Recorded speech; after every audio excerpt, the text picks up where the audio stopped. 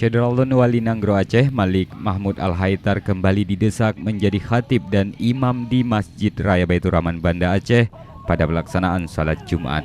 Desakan itu disampaikan massa dari Suara Independen Mahasiswa Aceh atau SIMA. Untuk menyampaikan aksinya, mereka berorasi di depan gedung DPR Aceh.